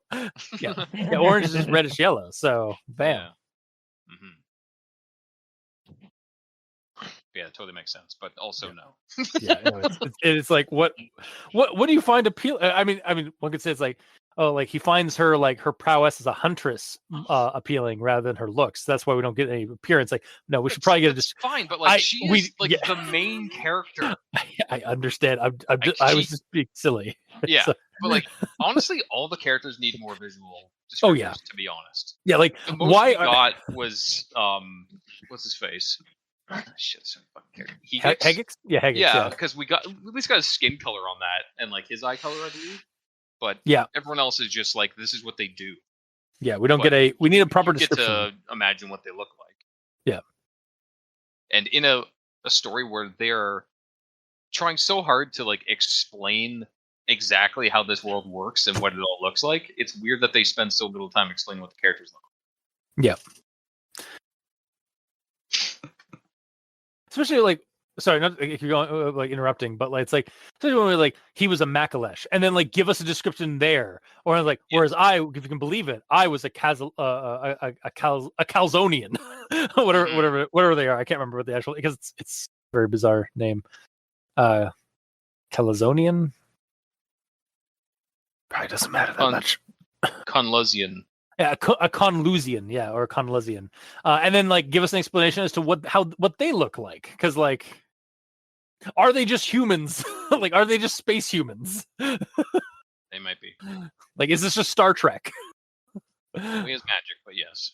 Well, I mean, there's some magic in Star Trek. It's just really advanced science or dimensional science stuff. Yeah. Also, does it ever say what Gerva's people are? Is she just like the same as yes, so okay. And then there's Gerva. She's our hunt mistress. Yeah, Moving that's on. yeah. She's not important. It's not like I love her. Anyways, it's not like I find her attractive. These two guys are my bros, though. Here's everything about them. Bros before hoes, am I right? Oh God. Okay. Either way, so they are sleeping, and then Nara's basically woken up to stuff happening. She stuck out a shaking finger and pointed to her left. I turned my head to see what she was pointing at. There, off, not too far, were the obvious gleaming eyes of at least two Lezahs. My jaw dropped, and I slowly rose from the bedroll. One pair of eyes snarled and moved a little forward. I slowly crawled back into the bedroll. I watched as the eyes then ran back away towards the direction of the woods. I looked over to Gerva, who looked relieved. I told her that I would stay up and keep watch. And that, but I can't get to sleep after seeing that, she whispered back. So, first off, I was going to joke about Nair not giving a shit and just going back to bed, but he just did that. I was in the middle of writing that, and then like, I could read a little bit more. Oh no, he just straight up does that. Oh, look, a threat. I kind of envision as like he's just like he sees that and is like, "It's gonna put the covers over my eyes. It can't hurt me if my covers over my eyes." He's just such a dick, though. Like she woke him up because like she needs him to help. He's like, "Nah, you're on your own." Good. Yeah. God, Nair's such a dick. Yeah. Also, like for a quote unquote hunt mistress, as her title is, she sure is terrified of these. While like the less experienced Nair is totally fine with just going back to bed. Well, yeah, it's the YA novel like character, like the strong like female character that is not strong. No, but the like the one that is supposed to be like the strong female character, like ends up being very vulnerable and like needs the YA protagonist to lift them up and such. It's a trope. It's not a good trope. It's pretty toxic, but I'm just saying. It's just weird going through the story though, because like when it first described Gerva, I imagined her as some like badass like hunter chick. Yeah. Like some tribal like ripped chick that like beats the shit out of all the monsters that they're fighting and stuff. But then like as it goes on, her jackedness just got less and less, and she became basically Velma. It's weird because like she's referred to as the hunt mistress, and she's like not fitting that role at all. She's just there while the others do all the work. What did she do on any attack?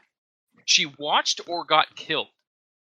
She didn't do any tracking. She was just there to be the love interest. That's her entire role. Well, and again, like when by the time we get to the end, it's like, oh, that's like I know that, but I yeah, could be mad about it in the moment. That's fair. That is very fair. The it was all a dream stuff was dropped. Yeah. Okay, then after Gerva has hugged Nair, kissed him on the cheek, went to him for protection, asked him to not leave her alone, then pushed herself into his bedroll to sleep with him. Nair says this: "Gerv, I begin. What are you trying to do?" I think Nair is played by Greg. What's going on? The role of Mark, but in this fantasy world. Yeah. Basically doing a what's going on here and all that, completely oblivious to a woman who's aggressively coming on to him. Well, like I said, like, but it's Bavala Marth. Bavala Mark. Yeah. What's up? Oh, hi, Marth. So wait, is that guy the guy that comes into like for the weird accent is the guy? Oh my god. Yeah. Oh, okay. No, like Hegix is played by Tommy Wiseau, but I was gonna say like the guy who comes into like to check up on Bavala Marth when he goes to for his like enlightenment punch was like, it's like Bavala Marth. Ha ha ha! That's funny. Hi. Oh, hi, Marth. He is Wiseau. Yeah. Yeah. Entirely possible. Your punishment over. You can leave now. Yeah, that's just life. That's just life. Okay, then in part 4 we get. Sorry. Okay, we're not done. Go ahead. If Hegix is so as he's getting them all, you're tearing me apart, Lezah. Wow, yeah, absolutely that. I'd like to thank Mikey for bringing that up earlier about like. Oh, that was so good. I can't remember if that was on recording or not, but that was really good. We've only talked about this on recording. Okay, it's been a while. Has it? Yes. You've also been doing multiple recordings this week, I believe. Yeah. Time is a flat circle, and I have a beer. Okay. Moving on. Yeah, please. So, this is in regards to the fight in the cave. And, like, the whole flow of it. Yeah. I screamed to the others to run, but when they awoke, the Lezah pounced. I heard Gerva scream loudly as Hegix quickly conjured a ball of fire into his hand, and I attempted to lift the Lezah off Gerva, but I failed. So, Hegix got the highest initiative roll, and he's using his action to prepare a spell. Nair went next and attempted to use Levitate, but he didn't roll high enough to beat the Lezah's weight category. Gerva tried to break the grapple, but failed, clearly. The Lezah boss went next and rolled a coup de grace on Gerva and succeeded, killing her. Yep. Then the next round of initiative, Hegix launched the fire at the Lezah, doing damage, but not nearly enough. Nair rolled sand and failed hard, giving up all following turns. And then the Lezah just attacked Hegix and killed them both. That's how that combat went. This has been a Gamer Master segment. It felt very... It feels... RPG. Yeah, it feels very deep, especially, and I feel like our show has been infected like more and more with like tabletop talk of late. But yeah, like it felt very much like a tabletop RPG, like D&D, like initiative combat kind of thing. That might also just be because our minds are like wired to view everything like that nowadays. Yeah. Like hell, we do our freaking notes in initiative order if you think about it. Yeah, that's true. Yeah.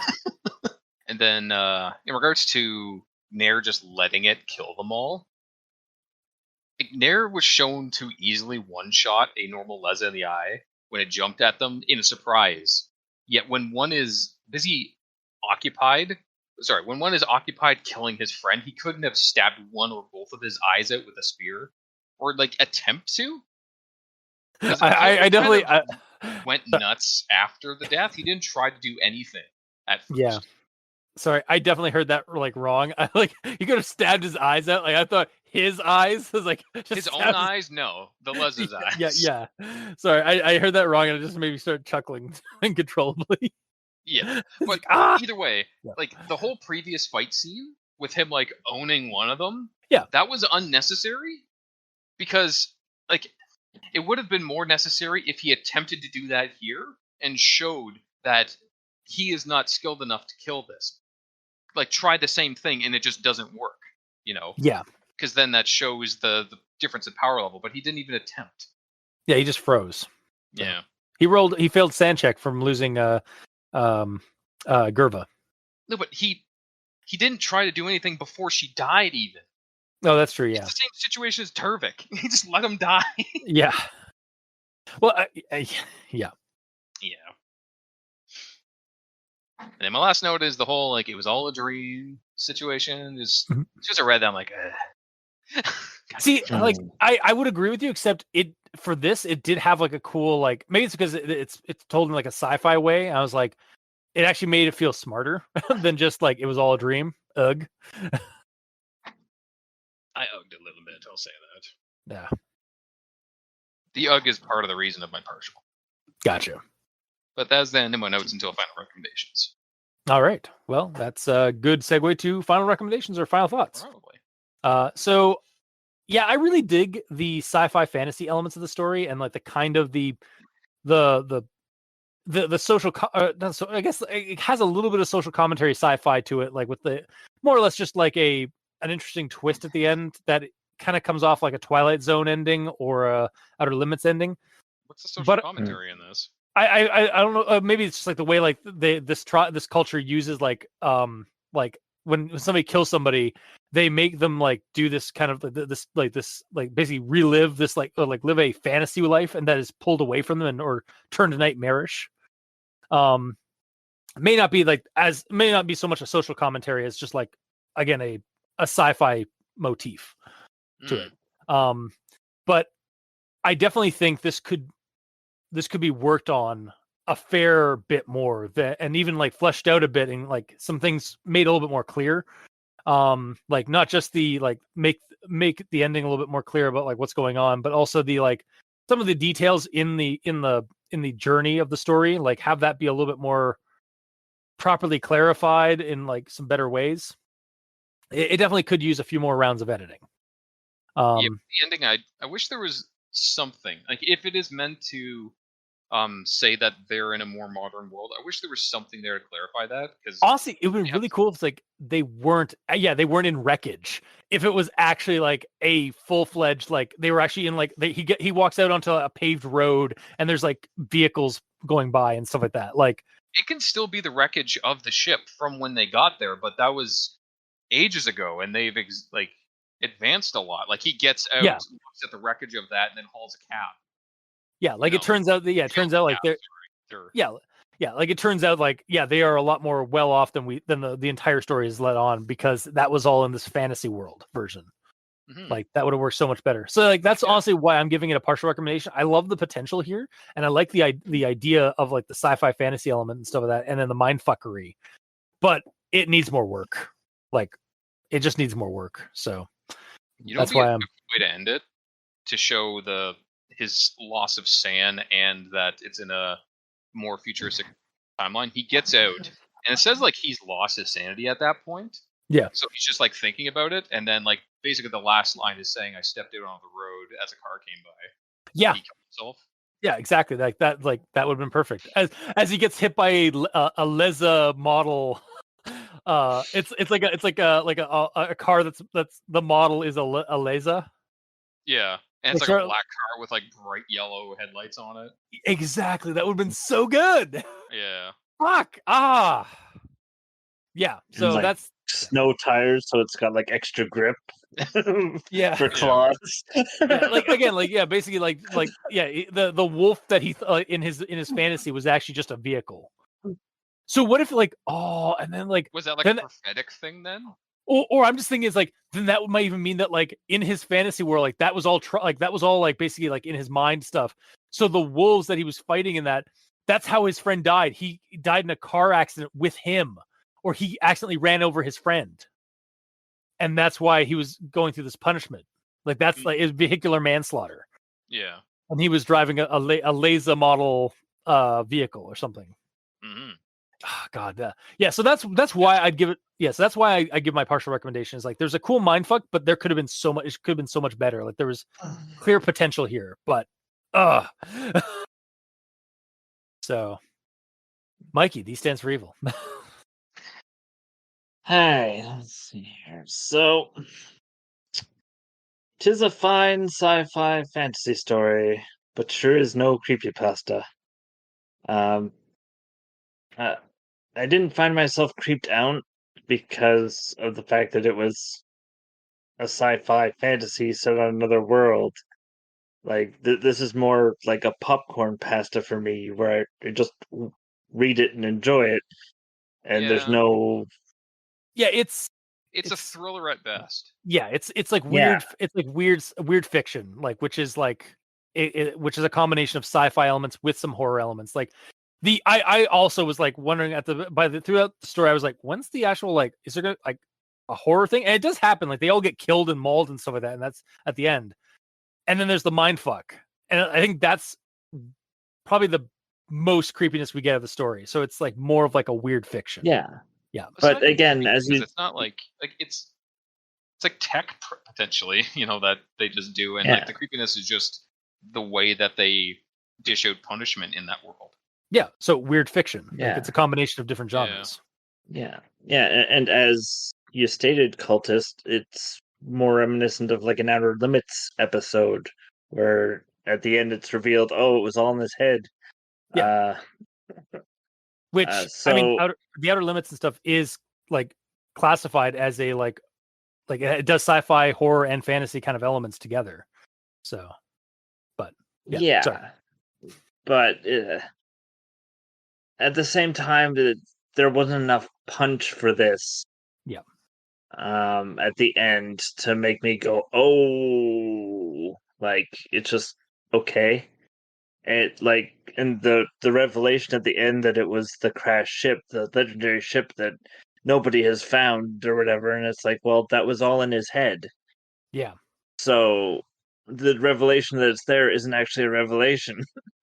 Yeah, I really feel like if we had gotten him like as his true memories were coming in, and we got a flashback of how he killed his friend, and maybe it was like a dark, brutal way, or like maybe it was a horrific accident or something like that. That could have like added more on to like than just realizing that like the wreckage is there, like the Statue of Liberty's head is there. The Planet of the Apes is actually Earth. Yeah. So as I originally stated, my recommendation is yes and no. Yeah. If you like sci-fi fantasy stories, I'll give it a recommendation. But as a creepypasta, I'm not recommending this. Ah, okay. I understand your yes and no recommendation now. Yes. This is what we It's like to different call from a partial. it's like we actually do have a word for or like a phrase on the show for this. It's called a conditional recommendation.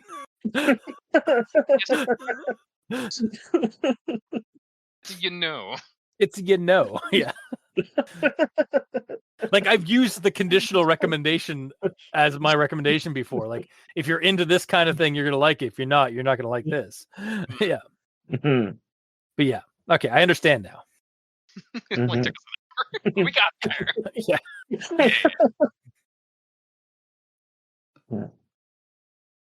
And then gamer. Yeah. So I was going to fully recommend this, but the ending is kind of weak in my opinion. Yeah. I feel the story would be better if you didn't read the last part, but He just died. yeah, honestly. Yeah, it just It'd cuts be straight to the horror. black. Yeah. He dies. Yeah. And then, there's repercussions to shit that happened, but because it was all a dream, everything up to that point doesn't matter. Yeah, that's You true. know? And also, like, I know you don't like this perspective, but like, or this type of perspective, but like, from this, like, you could still have it be him like explaining to the audience like what happened, because like that is a type of narration where like our narrator has been dead this whole time, and like that's like, and like so like the character like that there is no actual like, oh well, who is he talking to, or who is telling the story. It's like, no, you don't have to worry about that, because like that's how the story was, like that's the perspective of the story. It's just like it's just a story that's being told from this perspective, even if the character dies. To explain out why this is written down, this is a transcript of what happened during the simulation. Yes, he's still in, he was still in there. Yeah, the Yeah. simulation ends. He dies in the simulation. Maybe this is the death sentence, and his body dies too. And then, Or at the end, they pull out the data disk of this transcript and file it away. or even worse, like worse than death, it starts over. And this has been like the 1200th time he's relived this. It's basically the sentence, the Enlightenment is actually a hell, like a simulated hell. Yeah. So he dies like that, and then okay, maybe at the start of the whole story, it would be him waking up.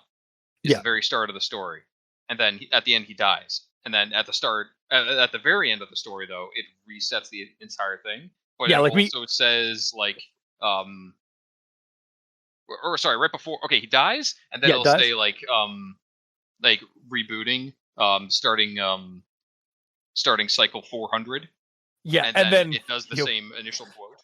Yeah, exactly. That would be so good. Yeah. Fuck. Yeah, like it has potential. It's just it needed to go the extra mile. It needs a push. Yeah. In one way or another, because as it stands, it's a little unremarkable in certain ways. But yeah, like the story of it is cool, and the world. I'm surprised I got into the world as much as I did, and liked the characters as much as I did. Yeah. Considering there was so much learning I had to do. Also, considering how we don't know what the characters actually really look like. Not at all. One has orange eyes, and one has dark skin. Yeah, one's dark skin, and then Nair or Bavala or whatever the fuck. Just we never get a description of him. No, he's a silhouette. And Turbik's not here long enough we know what his remains look like. We know he's short because he's a human.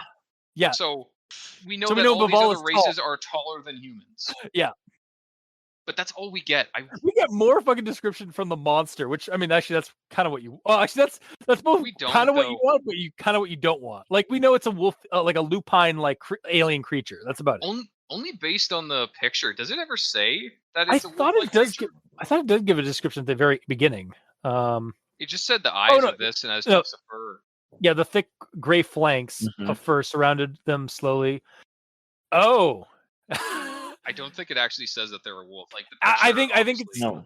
Yeah, I think it's really just from based off the fact that they hunted packs and there's gray flanks of fur, and they've got yellow eerie yellow eyes. I just kind of envisioned a wolf before I even saw the picture. So yeah. Yeah. The way that I viewed this in the end, throughout the story I viewed them as dire wolves with yellow eyes. Yeah. But when grabbed them by the head, then I'm like, oh, okay, no, they're werewolves. They're werewolves. Yeah, the other thing that got me was the heart scales. So the scales that are underneath their fur, and it's so they've got chitinous armor or chitinous inner armor. Yeah. Hence why they're so tough, because it said something in regards to the spell that he has but he never uses, but he should have, that hardens your skin as hard as a Lezah's. It says that as a description for that spell. Yeah. Which he really should have used. It really should have. Yes, Mikey, you were all these spells that could have helped him. He doesn't use any. Oh, they're just disembodied claws with hands. Oh god, they're Raymans. They're monsters that are like Rayman. Actually, now that I'm thinking about it, when it was describing all of them and himself as well, it says, I gotta find this because I didn't actually write this down. It says something about his powers, like he had them, but then he still does have magic. I wonder if he lost some of them or something. Maybe. Where is it? Or maybe it's like a wizard. He has them, but he hasn't prepared them that day. Yeah, or he has only so many spell slots. Yeah. Yeah. But yeah, this part here, he describes all the shit he can do, and then it says, all of the power was mine until the hunt of Scorch Moon 304. Yeah, I was wondering if that Does maybe he that not have those powers now? Yeah, I was wondering that, or maybe that's in reference to the valley that's scorching hot and stuff like that. So maybe that's the hunt. Maybe that's the timeline, right? Or maybe 304 is the amount of times he's been reliving this cycle over and over again. Maybe that would have been really good. That would have been a really good add-on to the story at the end if we'd gone with the simulation 304. Yeah, like early on it says what year it is in the Moon 304 or whatever, but then the next cycle it goes through, it's like Moon 305 now. Oh Like, god, that would be good. Yeah, initiating. such a subtle thing that you probably wouldn't even notice, but when you do, I know. Yeah, it'd be so good. Yeah. Mm-hmm. But yeah. Yep. Those. Where am I now? Kind of went on a tangent. Yeah. But yeah. But in regards to this whole thing, it's cool, and I like the world building that's happening in all this, and it shows more of the function of the society and all that. But by the end, this is in regards to the end. But by the end, like, I couldn't nail down whether they are still a tribal setting or not, or if they are further along. Like, I wish it clarified that. That would ramp up my recommendation for sure. But while I was reading this, early on when I was reading this, I was struggling to get into it because there was so much to take in and understand, because it's explaining so much about this planet that isn't ours. And all the animals and all that, what society they live in, races, abilities, etc. It was like a lot of information up front. But that being said, it does a pretty good job explaining all that once you get into it, except for the characters. Yes, I could have done with more description of the characters. Especially Turbik and Gerva and Nair, actually too. Get nothing. All of them, really. All of them, pretty much, yeah. Other than that, the story read well. Most of the grammar issues weren't speed bumps to slow me down of my enjoyment of the story, and I appreciate that the author went for it and committed to explaining an entirely fictional world in this instead of just doing the same sort of situation on Earth. Like, that takes balls, and I give you props for that. Yeah. And for those reasons, I can't not recommend this because I enjoy it, and I can see the love that went into this. It's just, with a couple of tweaks, this would be awesome. Yeah. So still a partial, but I really like it. I'm just realizing, like, the title of it could be like so the title's called Lezah, and it's about like the wolf hunt and stuff like that because it's part of the punishment. And then have again, like, if we don't have the simulation ending, if we have him walking out into the street to get hit by a Lezah car, like, that title makes so much more sense too. Like for that as well. Like, it ties it up nicely at the end too. If that was the ending, there's just so much potential for the story. There really is, and that's why I like it, and I want to recommend it higher. But yeah, it needs more work. It needs work. Yeah. But. And so, yeah, I think that's going to do it for tonight. So, like, two partial recommendations and one conditional yes and no recommendation. It's got a lot of heart and a lot of potential. It just needs some work. Like, needs that extra. It's still very readable as it is and enjoyable. Yeah. But as Mikey said, it's not necessarily a creepypasta. It's an action thriller pasta. I categorize it as like that type of creepypasta that's more of like a weird fiction, but yeah. But I think that'll do it for this week's episode. So if you like what you heard, or if you didn't, leave a comment in the comment section below, where this gets posted, whether it be on Podbean, Facebook, YouTube, or Tumblr. We're all on Twitter. Mikey is at the E stands for evil. The Gamer in Yellow is at the Gamer in Yellow, but without that W at the end because his name is very long. Yeah. And I'm at Review Cultist. If you'd like to send us emails, you can go to aldentirigamortis@gmail.com. That's ALDENTERIGAMORTIS @gmail.com, where you can also leave us suggestions for other creepypastas, SCPs, spooky things. You creep it, we'll peep it. Yeah. What? We got a Mikey, yeah. That was almost like a lurch. And if you'd like to help support our show financially, you can go to Patreon. Look up Al Dente Rigor Mortis and select the back tier that supports that. We have $2 and $5 tier, special episodes, early access, extra content. To our patrons that are helping support the show, thank you immensely. You're helping keep those hosting bills at bay. And as always, we very much appreciate that. And hey, if you want to watch us torture ourselves by reading and discussing Twilight, the novels, we're kind of doing that on our Patreon show. So we've already got Twilight Book 1 and Twilight Book 2 thanks to RPX Adam and Brownie. And you say us. Mikey and I did not participate in this. You could not pay us. Yeah. Yeah, that's true. But by God, like it is. We do it for our patrons.